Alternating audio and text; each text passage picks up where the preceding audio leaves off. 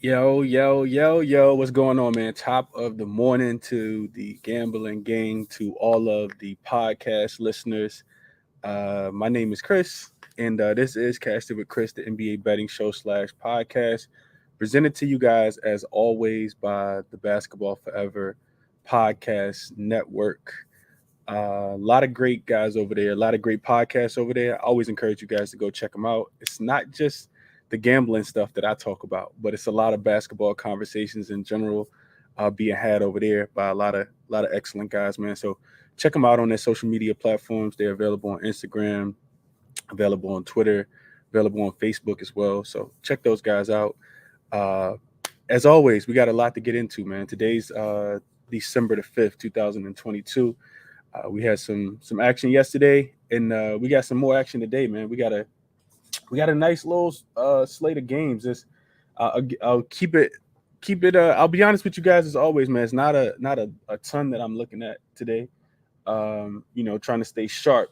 Yesterday we did go 6-1.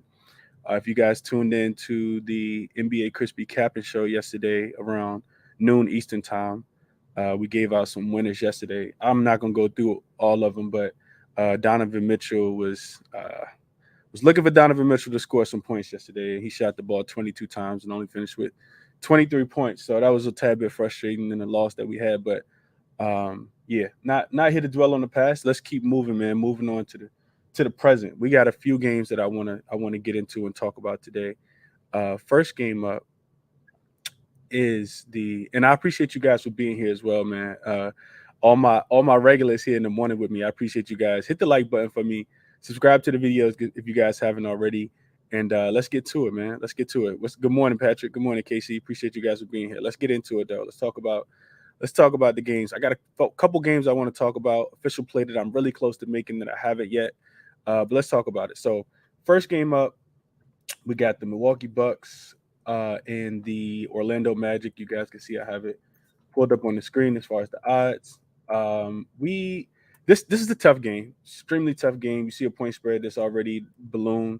Was already a pretty high anyway. Opened at 9.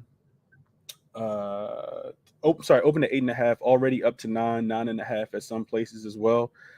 This Bucks team uh, look pretty impressive, even shorthanded against the Charlotte Hornets on the second night of a back to back.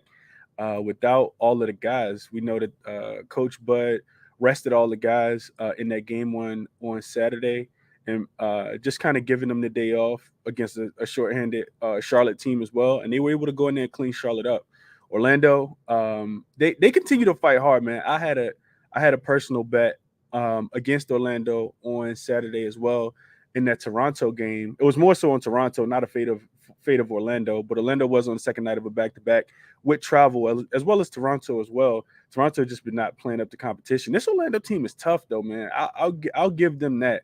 They function well at home as a dog as well, but they're just so injured, man. Like it's like you want to get on the opposite side and take the dog in a spot like this, but this Orlando team, they're 5-19 straight up. They are 6-6 at home against the spread, but just 3-7 ATS in their last 10. Makes it really really difficult. You go back and look at the trends. Milwaukee does have a double digit 18-point win and a 17-point win in the last two meetings last year. They also beat them by 21, and they beat them by 11, and they beat them by 12. Yeah, so Milwaukee, they kind of own them. They do kind of own these guys, and yeah, it's really I don't want to spend too long on this game. I will just say that if Orlando had a couple more pieces, I think I'd be cool with trying to get behind them.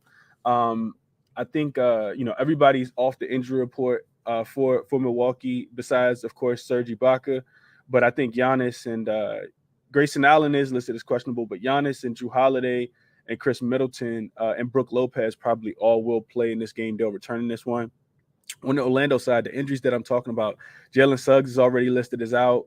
Okiki is listed as out. Wendell Carter Jr. is also out. And then guys like Gary Harris and Mo Bamba are listed as questionable. So I'm not going to spend too much time on this game, man. I do want to get behind Orlando eventually, but I'm not stepping in front of the Bucks. So Not something that I'm willing to do. You look at the Orlando Magic; they're 0-5 against the spread in their last 5 home games, and that's typically where they play best.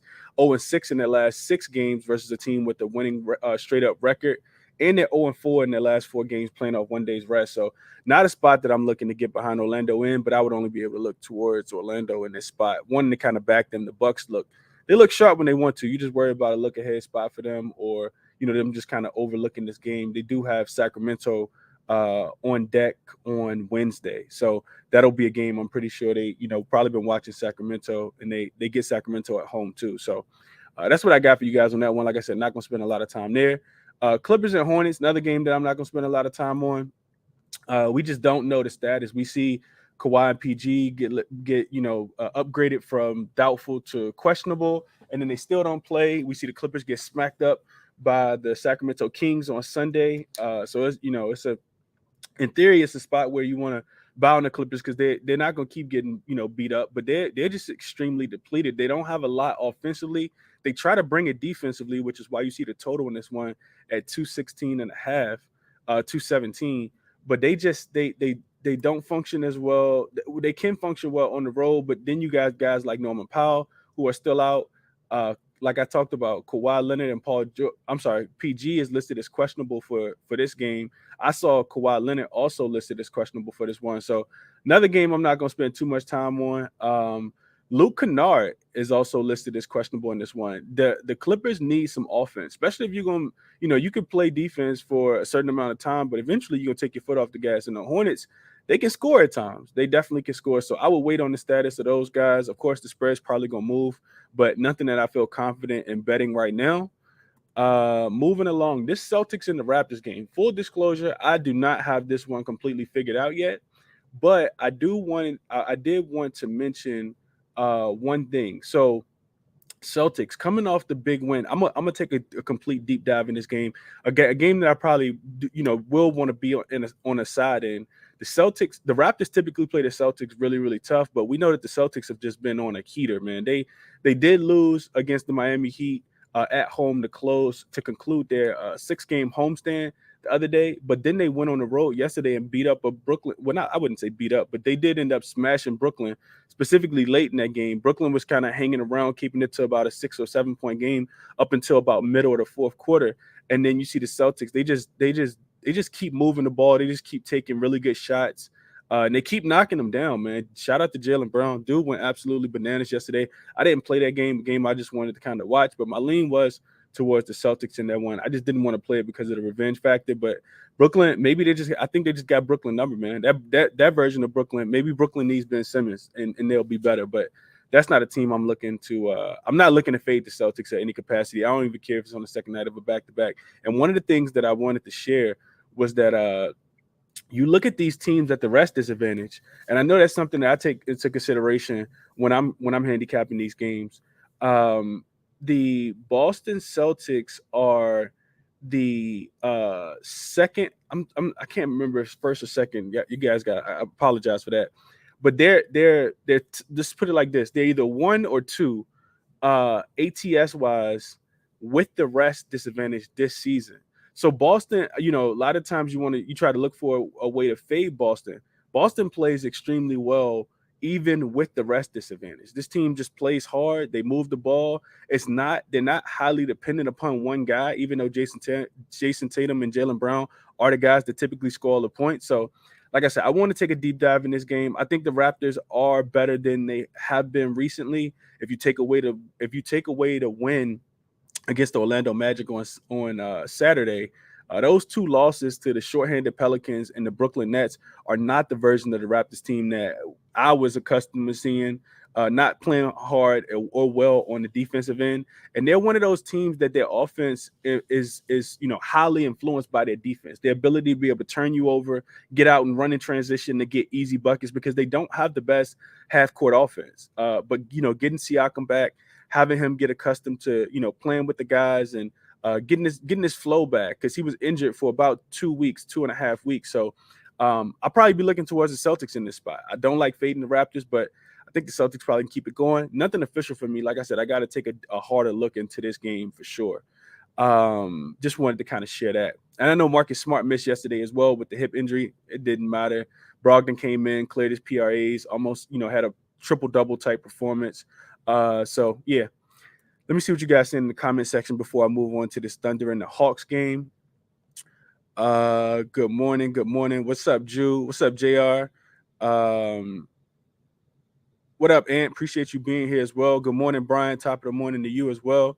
Let's get back into it. So, next game up, I talked about this Thunder and the Atlanta Hawks game. So I hope you guys paid attention or at least saw the news about Trae Young and Coach Nate McMillan getting into it. Apparently, Trae Young was rehabbing his shoulder in a way that Nate McMillan disagreed with. And right before game time on Friday against the Denver Nuggets, he decided to not play. He set out that game. It's come out that Trae Young will play in this game. He won't be disciplined by the team. But this team is still extremely shorthanded. You go through and you look at the injuries, John Collins is already listed as out in this one. DeAndre Hunter, I think he was battling with some kind of illness. Is also listed as questionable in this one. I'm sorry, it was a thigh injury for DeAndre Hunter, listed as questionable in this one. So without his status, and then of course Holiday, I think it's Justin Holiday. Justin Holiday is still out, and we already I talk a lot about Atlanta not having a lot of depth on their bench. They rallied the troops together and fought hard and played well on Friday night, but Atlanta typically doesn't back up success with success, man. You look at the Thunder, and I'm really close to putting this bet in. I haven't played it yet, and I probably should have played it if I was going to play it, but I kind of do like to make sure we're getting everybody in. On both sides. I just like to have a clean slate. I would only be able to look towards Oklahoma City Thunder in this game, though. You look at OKC, and I'm gonna just read off some trends before I get into my actual notes. The Thunder, they're 16-6 against the spread in their last 22 meetings in Atlanta, so they travel well to Atlanta. They're also 24-11 against the spread in the last 35 meetings, no matter where these two teams play. And then let me get back to my actual notes. You look at the Hawks. I talked about the inconsistency specifically after a win. The Hawks are 1-5 against the spread their last 6 games following a straight up win. They're also 1-4 against the spread in their last 5 games following an ATS win. 2-6 in their last 8 meetings. In their last 8 home games versus a team with the road winning percentage less than 400% or less than 40%. They play down the competition. That's what that trend shows you guys. Thunder, 4-0 ATS in their last 4 games after scoring 125 points or more in their previous game.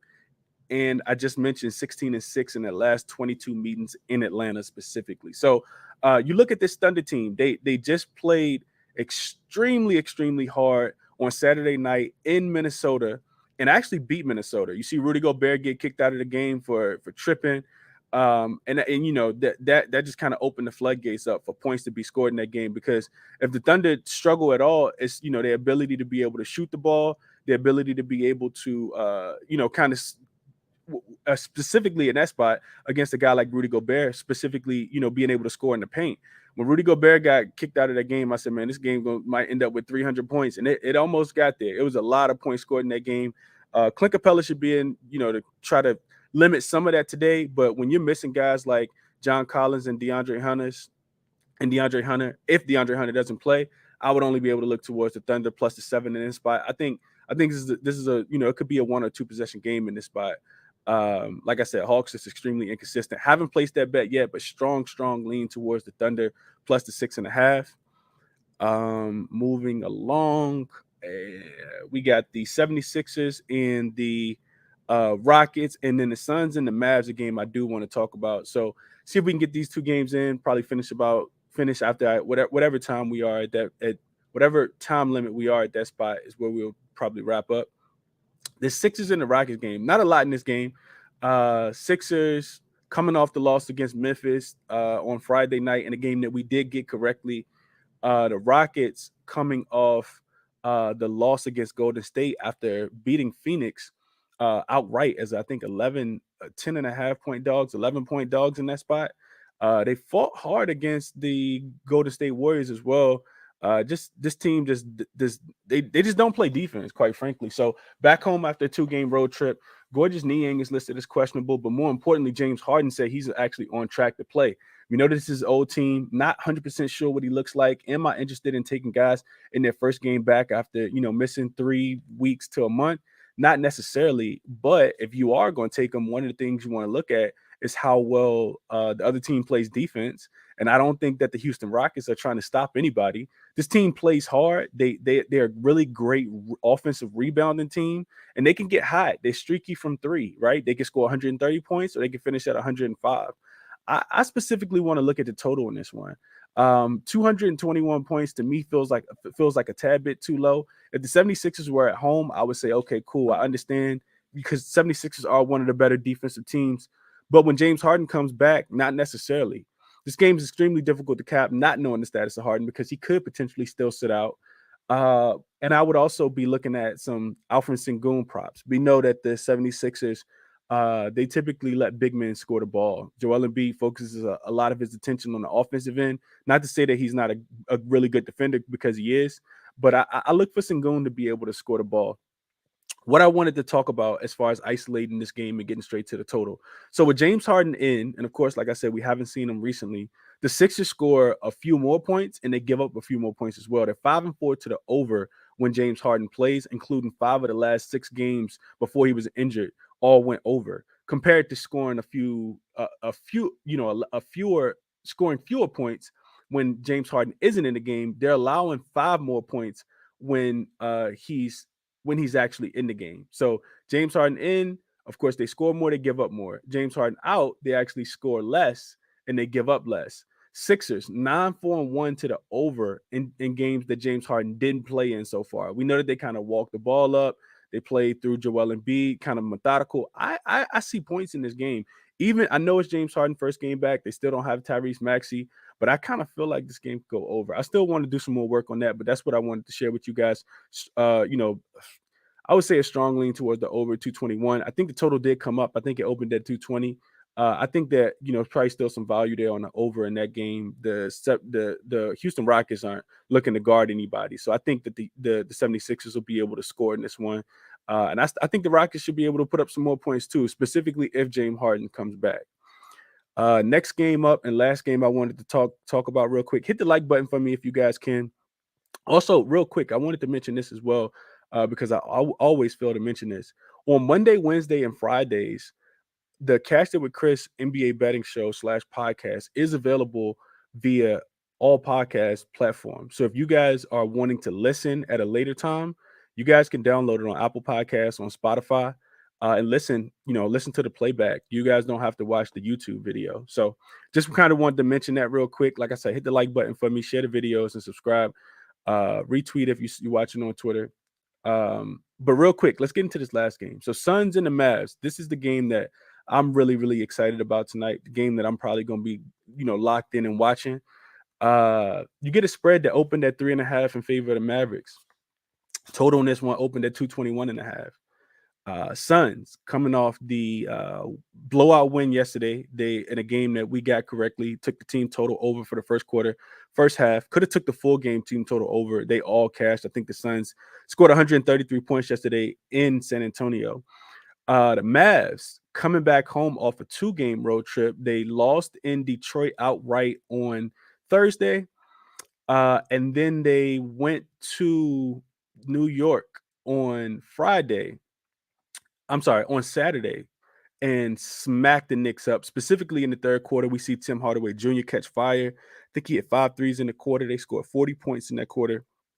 Obliterated the New York Knicks. So coming back home, off a nice win, a nice solid win.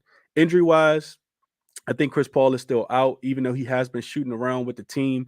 I think he's getting close for a return, but I don't expect him to play today. And that's not. It's still extremely early. Of course, it's 7:21 a.m. Eastern Standard Time right now, so he could be back in this one. If he comes back, he might throw off the chemistry just a tad bit. The Suns, they're dealing with some other injuries, but not anything major. Torrey Craig, I think, is still on the injury report. And you look at the Mavs side, Christian Wood missed the game against the Knicks.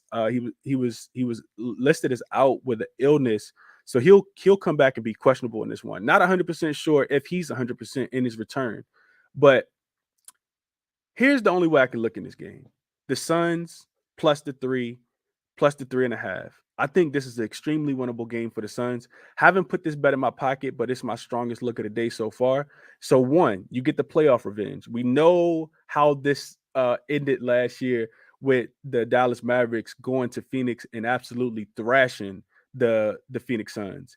They also, not only just that playoff revenge, but these teams have also played already. Phoenix didn't cover the spread. They were 4-point favorites in that game, but they did win the game by 2 points. I think all that matters is that they win the game. You do not want to lose to the team that kicked you out in the playoffs, especially if they did it on your floor in that fashion last year, right? Looking at the Suns, they're 2-0 straight up this season when playing on the second on a back-to-back, right? So second game in 2 nights, they're already 2-0.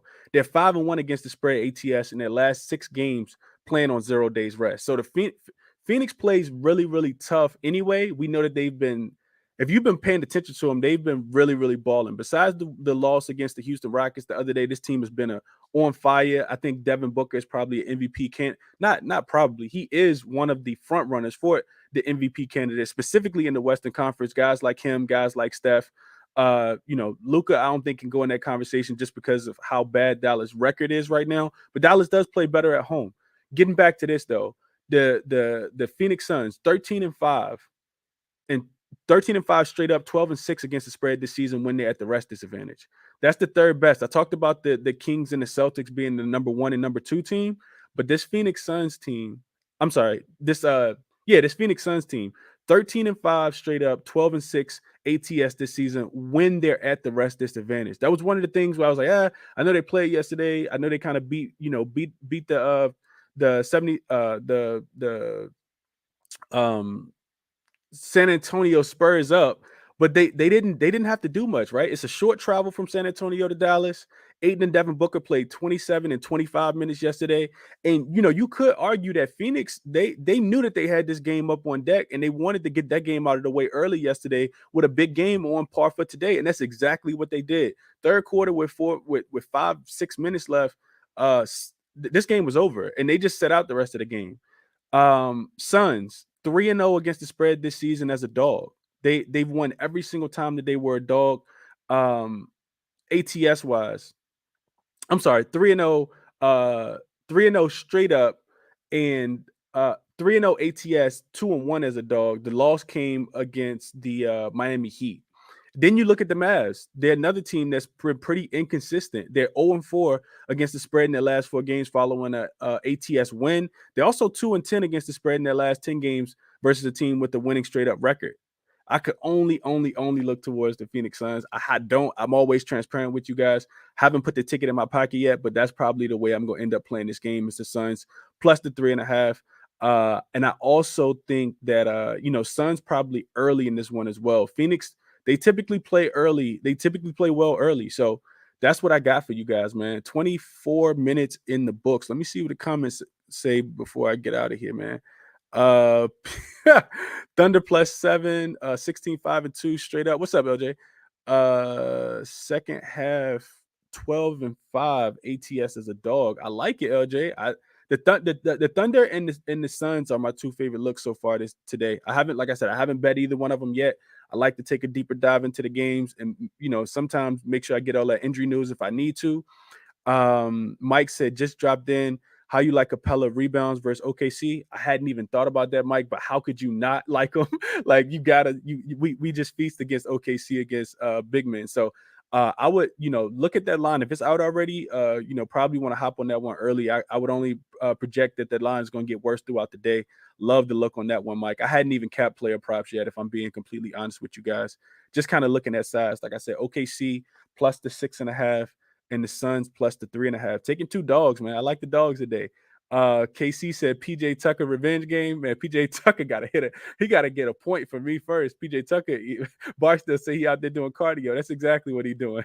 PJ Tucker out there doing suicides, man. He just running up and down the court. Dude, I saw him shoot a 3-pointer that almost got wedged into the basket from the side the other day because we know he only shoot from the corner. Yeah, man. Yeah. Bookie said you on the side in OKC, my brother. I would only be able to look towards OKC, Bookie. I haven't placed the bet yet. feel like a locker room situation got to play in factor. Yeah, I mean, sometimes Atlanta, could come out and absolutely, sometimes this could be something that motivates them in this spot. But I think, looking at that, I like them. I like OKC, man. OKC gonna play hard no matter who they playing against. LJ said Suns 3-0 as a dog. I mentioned that. Dallas 5-13 against the spread as a favorite. Yep, I love it. Might do a OKC and Phoenix teaser. I could see that, Bookie. I could see that a lot, man. I like both of those teams to potentially OKC wouldn't surprise me if they won outright, man. I know Atlanta plays well, but they typically don't back up success with success. So I kind of mentioned that as well. Aiden been balling, just overshadowed by D Book. Yeah, I wouldn't say overshadowed. I think Aiden's been balling, but Devin Booker been on another level. He's been on another planet, man. I watched how San Antonio was trying to guard him, and they did everything in their power yesterday. And it's just not but so much you can do, man. Devin Booker he's a very, very elite scorer. So yeah. That's what I got for you guys, man. Like I said, strong leans towards the OKC plus the 6.5. Probably gonna get there with that. And I'm probably gonna end up taking the Suns plus the 3.5. I love them as a dog in this spot. Short travel, went through all the notes. So if you guys joined late, like I said, hit the like button for me, subscribe to the shows as well. And tell a friend, like I always said, man. Back this evening, of course, as always, 5:15 Eastern time. I'll have some props, some official plays for you guys, as well as we get more injury news throughout the day. Best of luck to you guys as always. And I end the show like this. None of this is financial consultation. This is theory, it's logic, it's SDQLs, it's eye tests, it's trends. Bet with your head, not over it. Best of luck to you guys on whatever it is that you end up playing today. I'm out.